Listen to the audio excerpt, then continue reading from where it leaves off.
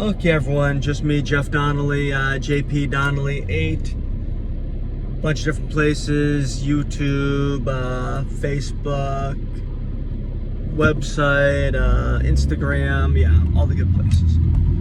Okay, so also, here's a little bit about me before we get into this discussion, which is pretty important and pretty, in-depth discussion with a lot of strong views on both ways. Okay, I'm a holder of degrees in psychology and criminal justice. I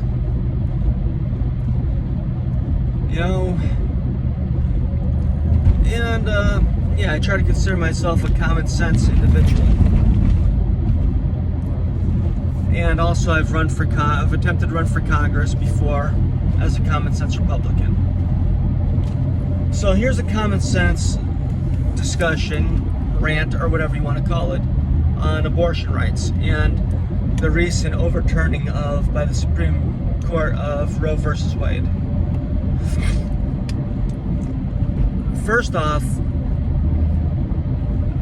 Roe versus Wade should have never been a Supreme Judicial Court decision in the first place, because that right there was a states' right issue. So that's good that at least that's been clarified. But as for abortions, should they or should they not be legal? I personally do not believe that Roe versus Wade should have existed, but I also believe that up to a certain stage in a pregnancy, that abortions should be legal medical procedures.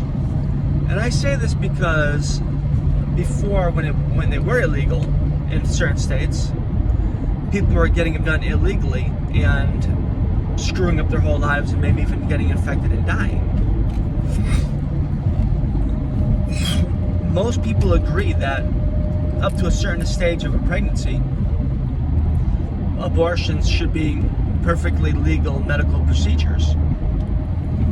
And I'm not talking about just for victims of incest, rape, or whatever other quote-unquote category will be thrown out into the public forum. If you miss a period or 2 periods and you realize, oh, I'm pregnant and I can't afford to have a kid, I don't want a kid right now, I'm not ready to have a kid, okay, I believe that a woman should be able to go get an abortion. Oh yeah, and also when we get down to it, you have a bunch of left-wing loonies who are sitting there saying that me being a man, I have no say and my opinion should not matter about abortion. Well, if you believe that way truly, then why don't you just shut the hell up about Roe versus Wade?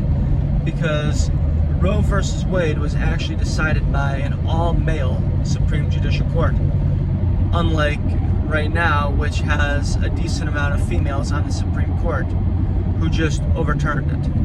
So, overturned it has females on the Supreme Court, putting it into place had all males. So if you say I don't have a right to have a view on this, then obviously you don't know the history of Roe versus Wade. But anyways, to get back to the main meat and potatoes of the situation is,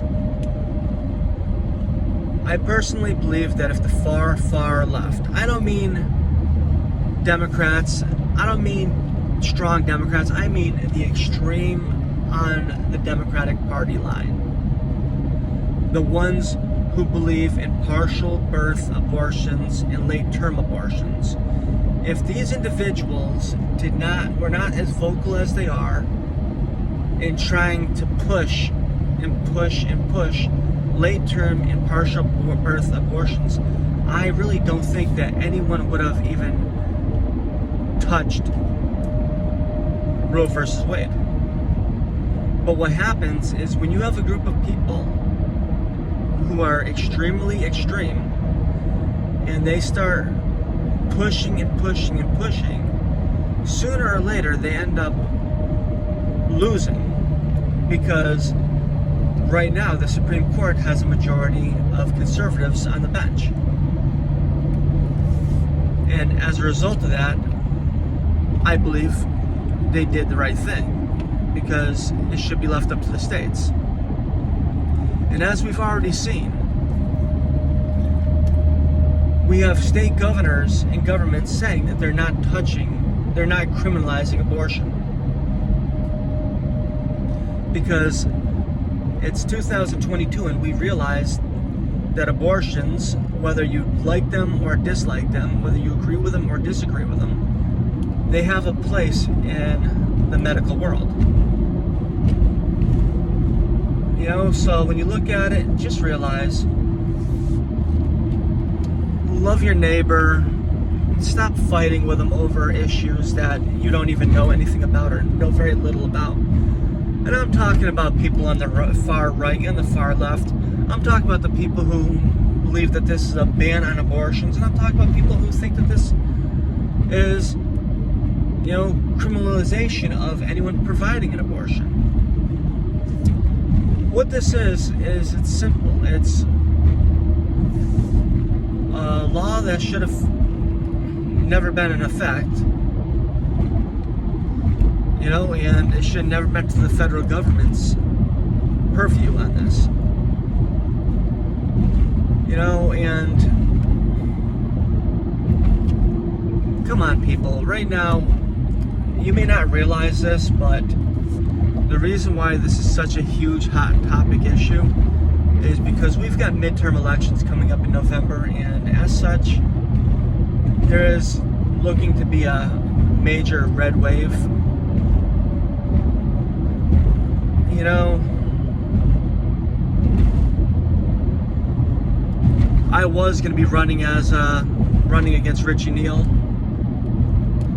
but they really put the screws to me, you know, this time around. Right now, they've got me on pretrial probation on a case that, if you look at the other videos, there's no way in hell I broke any law, but I'm on pretrial probation for a year, which means that at any time they can make up false allegations and throw me in jail. So, that kind of, as you can say, cut my balls off, you know, for this go around. You know, especially seeing, if you looked, I was facing 3 false criminal charges, well, criminal cases, and 2 of them I was able to win on motions to dismiss, and then this one right here is the bullshit of the bullshit. And the judge who actually worked for Richie Neal, you know, in his congressional office as his attorney, is the one that actually wrote jury instructions that went in a direct opposition to what the law says. If you want to hear about that, there's a few videos about that, you know, on my YouTube channel. But once again, you know, look, people, the Democrats are really scared that they're going to be losing the midterms. And now they're going to try to whip all of you guys up and try to have you guys cause as much chaos and as much hate as possible. And at the end of the day, we need to live and let live and just come together and just understand that